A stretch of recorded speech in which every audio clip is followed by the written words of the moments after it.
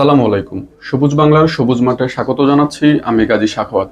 আমার সাথে আছেন সিনিয়র সাংবাদিক বদিউজ্জামান মিলন। ভাই কেমন আছেন? ভালো আছি আলহামদুলিল্লাহ। কেমন আছেন? হ্যাঁ, আলহামদুলিল্লাহ ভালো। শুরু করছি ক্রিকেট নিয়ে। আগামীকাল পাকিস্তানের সাথে মুখোমুখি হচ্ছে বাংলাদেশ। ভাই ওই বিষয়ে আপনার সাথে আলোচনা করি যে পাকিস্তানের সাথে যে ম্যাচটা হবে সেই ম্যাচে আমাদের সম্ভাবনা কতটুকু। আমরা কিন্তু আরব আমিরাতের সাথে সিরিজ হেরেছি।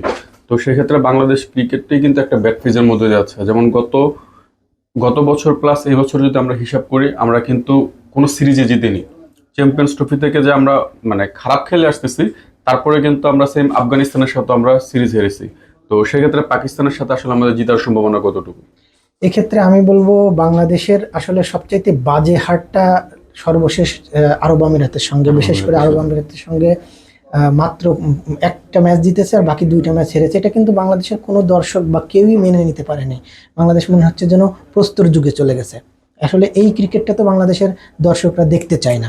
সো ওই ম্যাচ থেকে অবশ্যই ঘুরে দাঁড়াতে হবে, এবং ঘুরে দাঁড়ানোর একটা সুযোগ হয়তো এসেছে আগামীকাল রাত 9টায় লাহোরের গাদ্দাফি স্টেডিয়ামে যে 3 ম্যাচের টি-20 সিরিজ শুরু হচ্ছে তার প্রথম ম্যাচটা দিয়ে।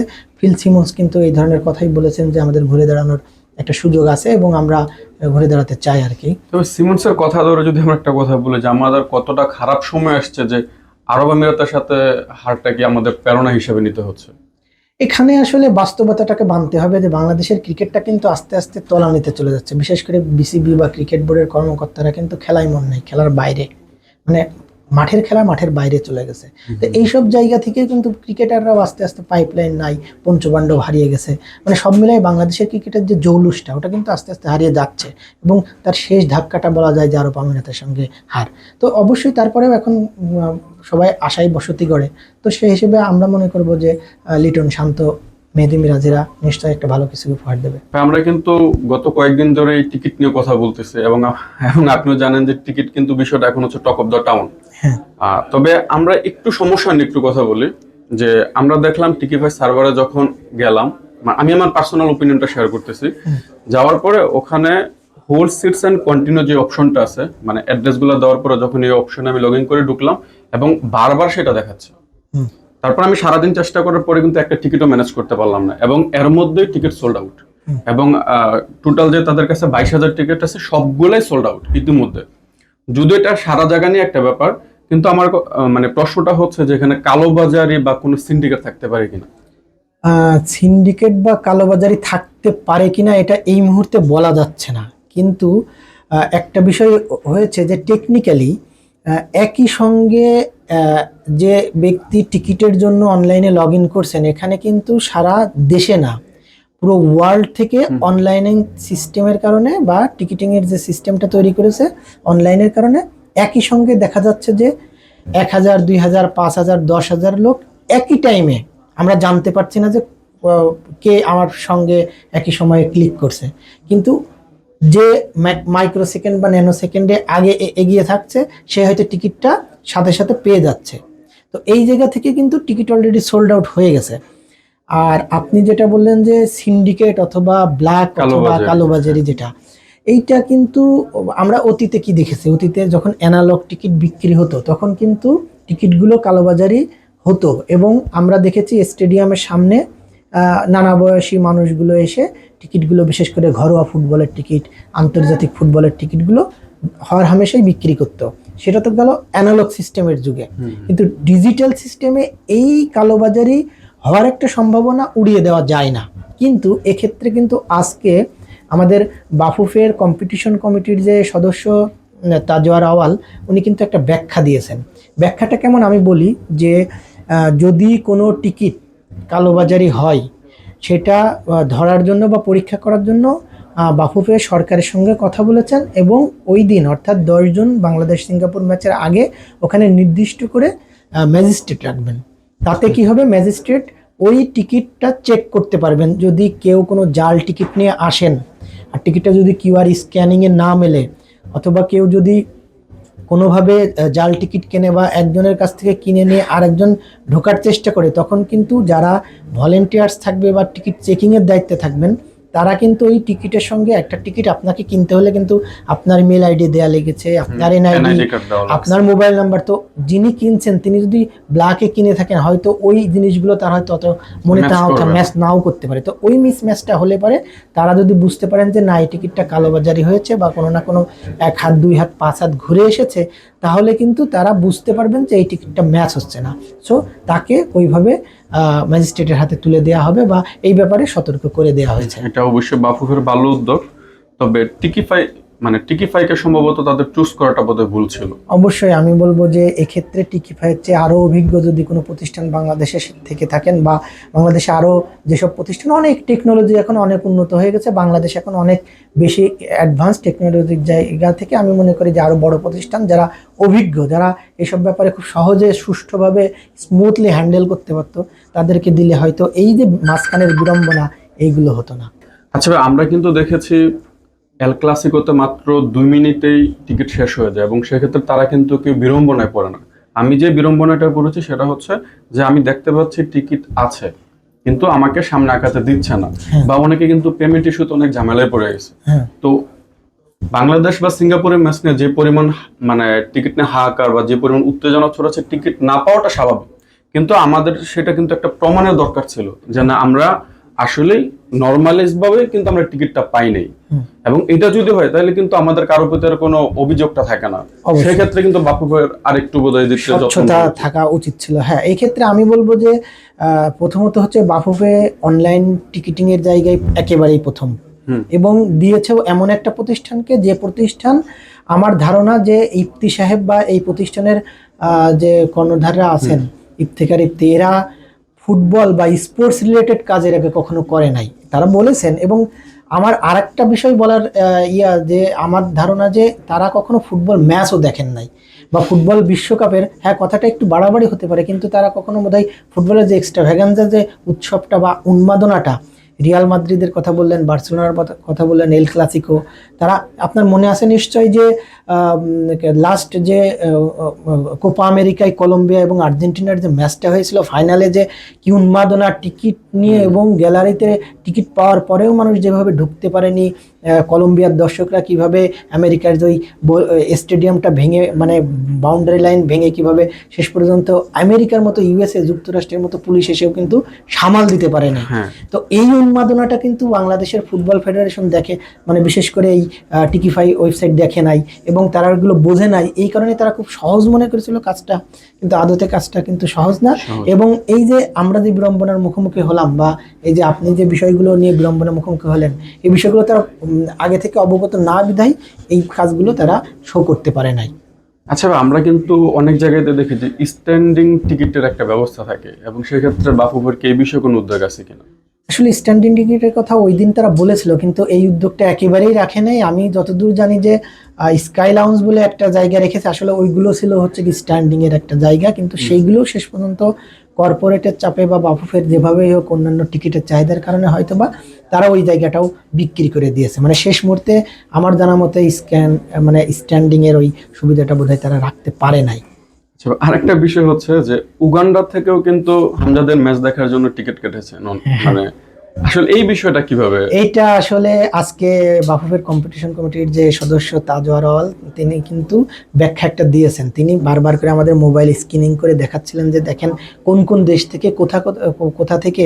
তিনি বলছেন যে টেকনাফ থেকে তেঁতুলিয়া অবশ্যই সবাই টিকিটের জন্য অ্যাপ্লাই করেছে, but not only Teknaf Tetulia, এখানে ইউএসএ থেকে অস্ট্রেলিয়া পর্যন্ত, এমনকি উগান্ডা থেকেও আমাদের একজন প্রবাসী বাঙালি ভাই হয়তো তিনি ঈদের সময় ছুটিতে বাড়ি আসবেন, তিনি পরিকল্পনা করে রেখেছেন যে তার প্রিয় স্টেডিয়ামে, ঢাকা স্টেডিয়ামে বসে বাংলাদেশের ম্যাচ, হামজার ম্যাচ দেখবেন। ওই জায়গা থেকেই তিনি বলছেন যে উগান্ডার দর্শক হয়তো বাংলাদেশে। আচ্ছা ভাই, আরেকটা বিষয়, মানে 22,000 টিকিটের মধ্যে মানে এই পর্যন্ত মানে কোনো পরিসংখ্যান আছে কি যে আসলে কতগুলো লোক অ্যাপ্লাই করেছে না? মানে সব মিলিয়ে জাস্ট আনুমানিক আনুমানিক এইটার আসলে অ্যাপ্লাইয়ের এই তথ্যগুলো আজকে ওই কম্পিটিশন কমিটির সদস্য উনি বলেছেন যে আমরা একটা ফরেনসিক রিপোর্ট আগামীকাল পাবো, অর্থাৎ আমাদেরকে এই তথ্য জানার জন্য আগামীকাল পর্যন্ত অপেক্ষা করতে হবে। তারা একটা আনুমানিক একটা তথ্য ডাটা কালেকশন করেছেন, কিন্তু তারা আরেকটা জিনিস বলেছেন যে কোনো টিকিট মিসম্যাচ হচ্ছে কিনা বা টিকিট মানে বাফুফে অতিরিক্ত কোনো টিকিট মানে অনলাইনে বাকি কোনো টিকিট আছে কিনা এবং ওই টিকিটটা যদি আবার ছাড়া যায় ওই জিনিসগুলোও তারা পরীক্ষা করতে চান, এবং একই সঙ্গে কতগুলো টিকিট বিক্রি হয়েছেন।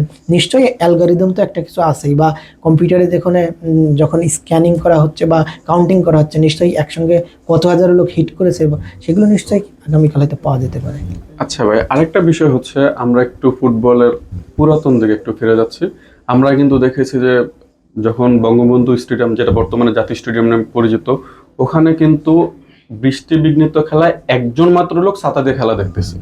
তো সেই জায়গা থেকে এতটা উত্তাপ, মানে এতটা আসলে উত্তাপটা কিভাবে ছড়াচ্ছে, মানে যেটা মানে সারা বাংলাদেশকে রেখে বহির্বিশ্ব পর্যন্ত ছড়িয়ে গেছে? এটা অবশ্যই আমি বলবো একটা বড় ফ্যাক্টর হচ্ছে প্রবাসী ফুটবলাররা, এবং ওয়ান অফ দেম হামজা দেওয়ান চৌধুরী, এরপরে শামিদ সোম, তারপরে ফাহমেদুল ইসলাম, কিউবা মিচেল আসছেন। সব মিলায়ে মানে বাংলাদেশের ফুটবলের নবজাগরণ কিন্তু শুরু হয়ে গেছে, এবং হামজা চৌধুরীদের হাত ধরেই বাংলাদেশের রেজাল্টটা এখন শুধুমাত্র ভালো হওয়ার অপেক্ষায়। আপনি যেটা বললেন যে একটা সময় ঘরোয়া ফুটবল, এটা আমরাই মাঠে বসে দেখেছি যে একজন মাত্র দর্শক ছাতা মাথায় দিয়ে তিনি হচ্ছে গিয়ে বসে আছেন একা একা, ঘরোয়া ফুটবল চলছে, খেলা দেখার দর্শক মানে কোনো কেউ নাই। কিন্তু এখন দেখেন একটা টিকিটের জন্য সারা বাংলাদেশে হাহাকার, মানে এটা পুরো 360 ডিগ্রি উল্টানো একটা ঘটনা। তো এটা এই উন্মাদনাটাকে বাংলাদেশের ফুটবল ফেডারেশনকে ক্যাপিটালাইজ করতে হবে, এটাকে কাজে লাগাতে হবে, এবং তাহলেই হয়তো বাংলাদেশের ফুটবলটা আরও এগিয়ে যাবে, এবং র্যাঙ্কিংয়ের যে জায়গাটা 183 থেকে কমতে কমতে হয়তো বা একটা সময় বাংলাদেশ আরও নিচের দিকে উপরের দিকে উঠে। আমাদের কিন্তু গ্রামগঞ্জে এখন মানুষের মোবাইল আসক্তিটা বেড়ে গেছে, এবং কিশোর বা এখন দেখবেন যে ঢাকা শহরে বিভিন্ন কিশোর গ্যাং ছিল, এগুলো কিন্তু আগে ছিল না। এখন ফুটবলটা যদি কোনোভাবে আমাদের প্রান্তিক লেভেলে পৌঁছানো যায়, আর যে উন্মাদনাটা এখন তৈরি হয়েছে সেটা যদি প্রান্তিক লেভেল পর্যন্ত ধরে রাখা যায়, তাহলে সম্ভবত আমাদের দেশের জন্য একটা ভালো কিছু বেরোবে, এবং আমরা এই ধরনের কিশোর অপরাধগুলো কিন্তু বেড়ে আসার একটা সম্ভাবনা থেকে যায়। এটা খুবই ভালো বলেছেন। কিশোর অপরাধ আসলে বেড়ে ওঠার মূল কারণটাই হচ্ছে খেলাধুলার অভাব। মানুষ কখন মাদকের দিকে ঝুঁকে পড়ে, যখন মানুষ অলস থাকে, কখন মানুষ অন্য কিছুতে অ্যাডিক্টেড হয়ে পড়ে, মোবাইল অ্যাজ লাইক গেমস, তারপরে পাবজি, আরও অন্যান্য যে গেমসগুলো আছে, বা মোবাইল অ্যাডিকশন। তো এইগুলোর প্রতি মানুষ তখনই ঝুঁকে পড়ে যখন তাদের হাতে কাজ থাকে না, খেলা থাকে না। আর আমাদের দেশে একটা জিনিস হয়েছে যে খেলার জায়গার অভাব, বিশেষ করে ঢাকা শহরে খেলার মাঠ নেই বললেই চলে। ঢাকার বাইরেও যে আমাদের সময় একটা ছিল যে বিকেলবেলা আমরা স্কুলের মাঠ, এলাকার মাঠে ধান কাটা হয়ে গেলে ওই ফাঁকা মাঠেও আমরা খেলা শুরু করতাম, কিন্তু এখন জিনিসটা হয়েছে ওই জায়গাটা নিয়েছে মোবাইল। তো আমরা আশা করব যে এই উন্মাদনাটা কাজে লাগিয়ে আবার কিশোর যুবকেরা খেলার মাঠে ফিরবে, এবং বাংলাদেশ হয়তো এখান থেকে একটা মোড় নেবে একটা ফুটবল। যেমনটা বলছিলেন যে কিউবা মিচেল মানে পাসপোর্টের জন্য আবেদন করেছেন, বা আমরা তাকে মানে হয়তো সিঙ্গাপুর ম্যাচে ফিরে পাচ্ছি। লাস্ট কোন আপডেট আছে কিনা আপনার কাছে? এটার লাস্ট আপডেট গতকাল হয়তো আমরা বলেছিলাম যে দর্শক জানতে পারেন যে কিউবা মিচেল বার্মিংহামে তার মায়ের সঙ্গে গিয়ে পাসপোর্ট আবেদন করার কথা ছিল, আজকে অফিসে আবেদন করার কথা ছিল, সেটা আবেদন করেছেন। আমরা যতদূর খবর পেয়েছি তিনি আবেদন করেছেন, এবং বাংলাদেশের পাসপোর্ট পাওয়ার প্রক্রিয়াটা অলরেডি শুরু হয়ে গেছে, অর্থাৎ তিনি যে বাংলাদেশি নাগরিকত্ব পেতে যাচ্ছেন তার আনুষ্ঠানিকতা শুরু হয়ে গেল। এরপর আমরা হয়তো তাকে শামিদ সোমের মতোই খুব দ্রুতই হয়তো বাংলাদেশের দলে দেখব। কিউবা মিচেলকে যদি আমরা সিঙ্গাপুর ম্যাচে পাই, সেক্ষেত্রে মানে আমাদের মিডফিল্ড আসলে কেমন হতে পারে? এটা খুবই ভালো হবে। আসলে আমাদের মিডফিল্ডে তো হামজাকে তো আসলে ভারতের ম্যাচে নিশ্চয়ই আপনারা দেখেছেন যে তাকে কিন্তু অ্যাটাকিং মিডফিল্ডার হিসেবে খেলানো হয়েছে। তো সেই জায়গা থেকে তার সঙ্গে যদি কিউবা মিচেল থাকে, মাঝমাঠে আমাদের জামাল ভুঁইয়াকে যদি রাখা হয়, তারপরে সোহেল রানা আছে, সব মিলিয়ে আমাদের মাঝমাঠটা কিন্তু একেবারে খারাপ হবে না। এখন আমাদের অ্যাটাকিং থার্ড বা ফিনিশিং লাইনে যারা থাকবেন, রাকিব হোসেন, আজলাই, ফয়সাল আহমেদ ফাহিম, অথবা মুরসালিন বা জনিকে যদি খেলাই, তো সব মিলাই আমাদের তাদের উপরেই সব দায়িত্বটা পড়বে আর কি। হ্যাঁ, ফিরছি বাংলাদেশ প্রিমিয়ার লিগ নিয়ে। বাংলাদেশ প্রিমিয়ার লিগে বসুন্ধরা কিংস কিন্তু 5 বারের চ্যাম্পিয়ন। তো সেই বসুন্ধরার এবার রানার্স আপও হতে পারেনি। এটা অবশ্যই একটা লজ্জার বিষয় বসুন্ধরা কিংসের মতো বড় দলের জন্য, বিশেষ করে তারা যে কোটি টাকার দল গড়ে এবং অনেক বড় বড় বিদেশি প্লেয়ার এবং বিদেশি কোচ, এবং সব বিশেষ করে এবার যে রোমানিয়ান কোচ এসেছে ভ্যালেরুতিতে, তার জন্য একটা টাফ চ্যালেঞ্জ ছিল। কিন্তু তিনি কিন্তু এএফসি কাপের যে প্রথম শুরুর দিকে এসেই কিন্তু তিনি ওখানে উতরাতে পারেন নাই, এবং তারপরে আবার প্রিমিয়ার লিগেও কিন্তু ফেডারেশন কাপ শুধু লাস্ট সর্বশেষ জিতলেন, কিন্তু আবাহনীর সঙ্গে লাস্ট যে ম্যাচটা হলো ময়মনসিংহে, কিন্তু এর বাইরে কিন্তু তার ঘরে আর কোনো কাপ নাই। তো সর্বশেষ আজকের ম্যাচটার দিকে তাকিয়েছিল সবাই যে আবাহনী না বসুন্ধরা রানার্স আপ হয়। শেষ পর্যন্ত আবাহনী ব্রাদার্সকে হারিয়ে 3-0 গোলে ব্রাদার্সকে হারানোর ফলে কিন্তু পয়েন্ট টেবিলে আবাহনী কিন্তু উঠে গেছে রানার্স আপ অবস্থানে এখন। এবং এইখানে আমি একটা কথা বলে রাখি যে মোহামেডান যেহেতু চ্যাম্পিয়ন হয়েছে, এফসি লাইসেন্সিংয়ের যে শর্তগুলো মোহামেডান এখনো পূরণ করতে পারেনি। তো আমার কাছে যেটা মনে হচ্ছে যে আগের মতো এফসি কাপে হয়তো আবাহনী যেতে পারে। না, মানে তাহলে তো মোহামেডানের সম্ভাবনাটা আমরা একেবারেই কম। একেবারেই কম। চ্যাম্পিয়ন হওয়ার পরে চ্যাম্পিয়নের স্লট থাকবে, চ্যাম্পিয়ন যদি তাদের এফসি লাইসেন্সিং পূরণ করতে না পারে চ্যাম্পিয়ন দল, দেন সেকেন্ড অপশন হিসেবে ফিরছে নারী ফুটবলে। নারী ফুটবল কিন্তু ইতিমধ্যে জর্ডান পৌঁছেছে এবং আজকে সেখানে তারা প্র্যাকটিসও করতেছে।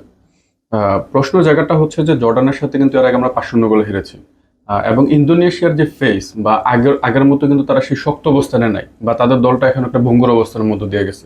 তো সেক্ষেত্রে বাংলাদেশের দুটা ম্যাচের মানে কিরকম ফলাফল আমরা আশা করতে পারি? দেখেন, এখানে আমি দুইটা ভাগে ভাগ করবো। একটা হচ্ছে বাংলাদেশের মানে সেরা একাদশটা এবার যায়নি। কেন যায়নি? সাবিনা, কৃষ্ণা, সানজিদা, মাসুরা, বিদ্রোহী যে ফুটবলাররা ছিল তাদের 18 জনের 5 জনকে কিন্তু পিটার বাটলার ডাকেননি।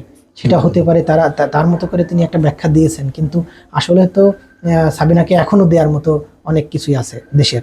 বিশেষ করে Sabina one of the best footballer in south Asia. তো সেই ক্ষেত্রে সাবিনা তাকে বাদ দিয়ে রেখেছেন, আপনি কৃষ্ণাকে রেখেছেন ফরওয়ার্ড লাইনে, তাহলে খেলবে এটা কারা? আপনাকে সাগরিকা, তারপরে রিপা, তারপরে আপনার সুরভিয়াকন প্রীতি, একেবারেই যারা মানে একেবারে নতুন। তহুরা হয়তো একটু এক্সপিরিয়েন্স, বাট তহুরার বয়স ভিত্তিক দল ছাড়া জাতীয় দলে ওরকম পারফরমেন্স খুব বেশি দেখা যায় না সাম্প্রতিক সময়ে যদি বলি।